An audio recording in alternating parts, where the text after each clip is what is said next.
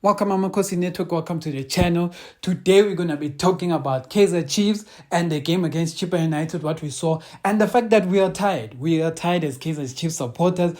We are sick and tired, and today is a day of a rant of how sick and tired of being sick and tired we are. But before we get into that, please like, comment, and subscribe. And thank you for the support of the channel, everyone. Like, we were aiming to go for 10K end of this year. Numbers are a bit low, but we're still pushing. We're still pushing. And like I mentioned to a lot of fans that are posted, is that we may start doing videos without a video going forward, more like we do with the voice, how we did it originally. But let's jump into the game. Guys, I was thinking of how to approach this video. I was thinking of ideas on how I can make it entertaining for you guys, on how I can express the game. But you know what? One thing I wanted to get out of off my chest is this. I am tired, guys. I am sick and tired of analyzing Kaizer Chiefs. I'm sure a lot of you guys feel the same. You're even sick and tired of analyzing Kaizer Chiefs. The reason why a lot of us are so fed up and sick and tired of analyzing Kaizer Chiefs is that it feels like the coaches don't try anything. So it's like we can analyze all we want, but when the people who are on the bench don't have the knowledge to make our team better, it feels like we are just analyzing for the sake of analyzing. Sometimes we hope that these videos get to them and they view it, but the truth is that even if these guys would view our videos and say, oh, this is an interesting take that's on this channel, I don't even think they'll do anything about it. They would not do anything about it. So that's why I'm saying a lot of us are now sick and tired of being sick and tired. A lot of you, when you're commenting on this thing, you on the channel and on the videos, you are saying you are very tired of Kaizer Chiefs. You're saying I buy dinner on all of those things. And I don't blame you guys. We have gone through so many seasons. We are going to a 10-year drought. But what is worse about this 10-year drought is that the funny thing about this 10-year drought is that we have been getting worse each year, which is weird. Shouldn't it be the other way, that we should be getting better each year and getting closer to winning a title? But us as Kaizer Chiefs, we haven't, guys. We haven't been getting better each year. Each year we get worse. I mean, the year was when we had to Steve Compella. We were arriving at finals and we were still high on the log. It's just that we didn't have the players to get us there because Chiefs didn't replace important players like Yeye Litsulunyan, etc. And then eventually Abosimpia Shabalala, etc. So now where we are now, it's a very difficult space because the Chiefs that we are watching today is honestly the worst Kaizer Chiefs team I think I've watched in my existence. Not to say the players are that bad, like as individuals, but whatever training they do, whatever football they play is honestly the worst Kaizer Chiefs I have ever witnessed in my life. And there has been terrible periods in Chiefs' career. There were times we finished outside of the top, out of the top, 8 and stuff like that. But this one is just terrible, guys. So terrible. You know what makes it even terrible? There's no star at Chiefs. I remember the one time we finished outside of the top 8. Kune, I think, was still our goalkeeper, still shining.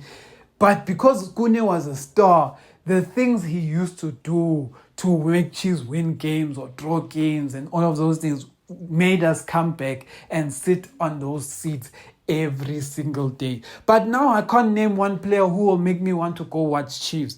Like, there isn't a single player at Kaizer Chiefs now that makes me want to watch Kaizer Chiefs. And honestly, I cannot blame the players because the players do not hire themselves.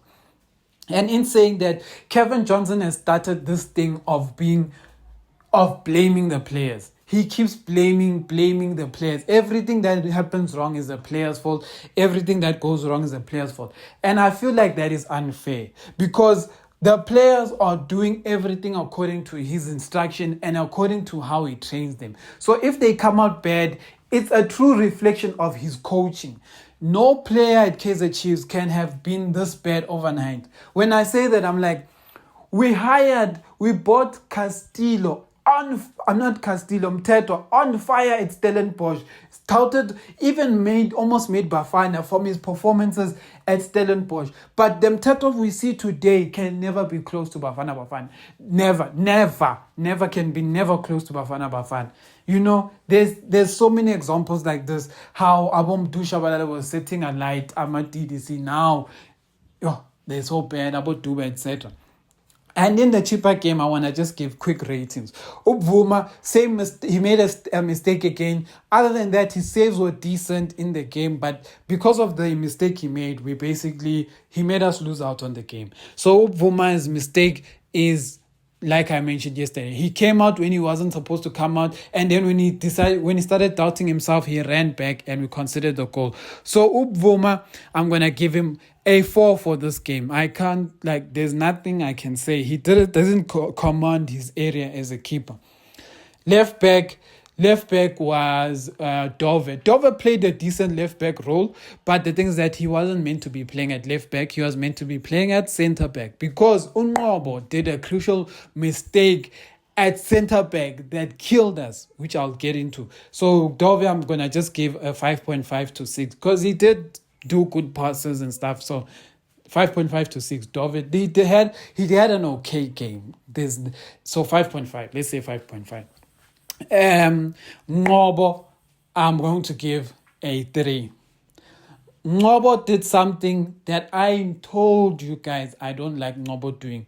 The first chance Evanga got out, and Ngobo is so slow, he couldn't chase Evanga. So Ngobo is the slowest centre back, I think, maybe even in the DSTV Premiership. He is so slow. He's slow, guys. There's nothing I can say about it. So he's a liability in defense. So Ngobo, I'll give a 3. And then the second goal, the guy who eventually, I think, scored, traps the ball in front of Ngobo. Ngobo, instead of putting pressure on this guy, putting pressure him and making the guy, force him to go backwards, force him to look for someone going backwards. Ngobo, what does he do? He steps backwards and allows this guy to turn around, face Ngobo and start attacking Chiefs. The moment he attacked Chiefs, he eliminated Ngobo, passed the ball, gone. Now the ball is gone. Ngobo is slow, we concede. Ngobo 3. Simango, because of his bad partnership with Ngobo, it's going to drag his quality down. So I have to give him a 4. Someone would say give him a 5, but no. It was one of those games. I'm going to give him a 4.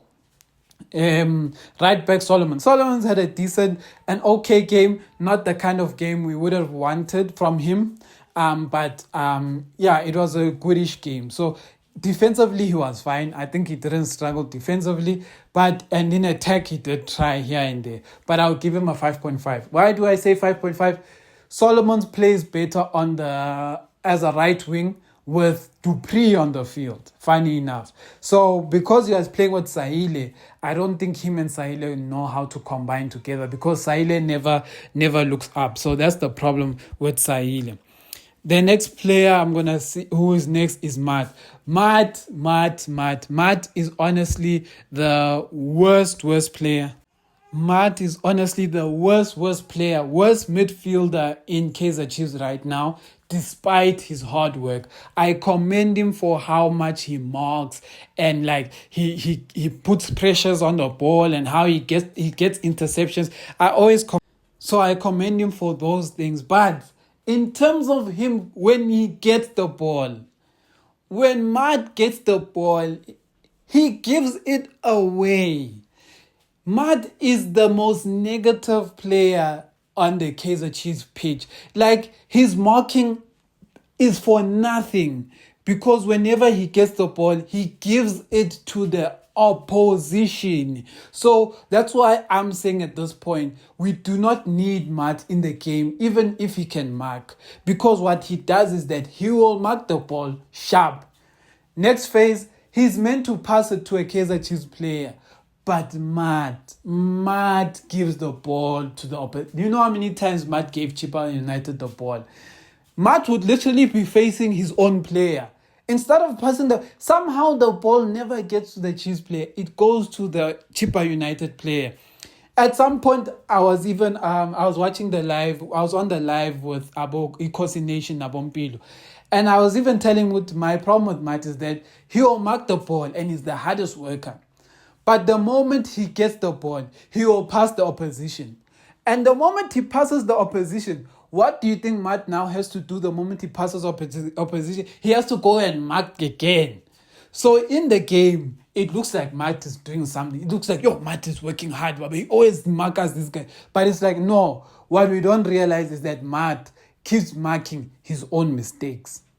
His own mistakes. That's why Chiefs, when Matt plays, it looks like we can't control the midfield because Matt loses the ball. So Matt should not be playing. So Matt, I'm going to give a 2.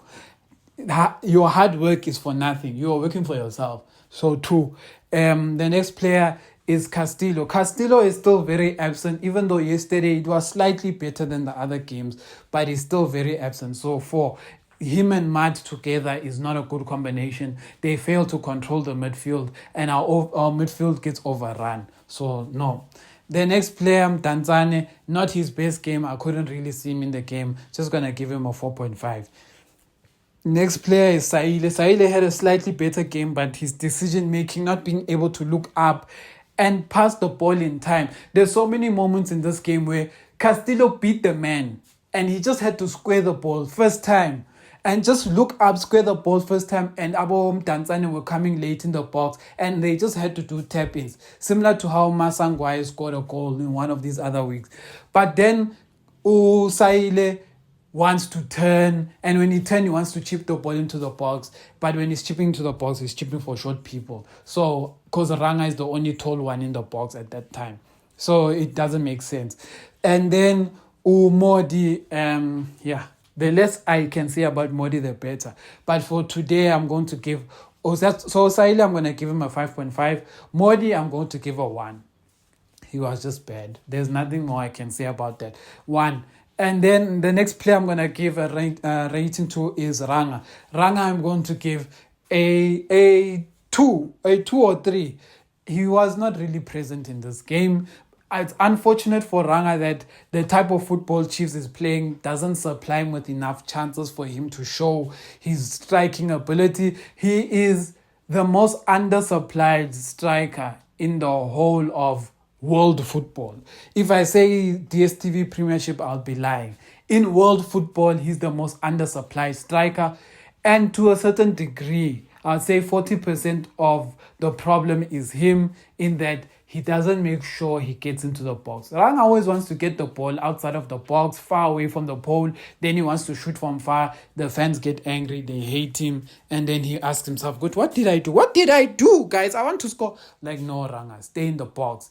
One thing that Tsegofatso Mapasa, who is at Pirates, does really well, he stays in the box. He does not have time to run and be a winger and run and be a midfielder. He makes sure that if the ball is in the box, I am there. So that is how he's been scoring his goals. He's been scoring his goals for his teammates trying to shoot. He gets a rebound goal. That is how he makes his paycheck. And then I won't even give ratings to the players who came off the bench because they really didn't do any much of an impact. And then Kevin Johnson, I'm going to give 0. The reason why I'm going to give Kevin Johnson a rating of 0 is that we are losing 2-0 at halftime. He brings in 3 defenders. So why would I give a coach who is so negative and so defensive when we are losing? What are we defending? Are we winning a title? Do we need one more draw to win the league? Or are we losing? So, Kevin Johnson, 0. Amakhosi for life.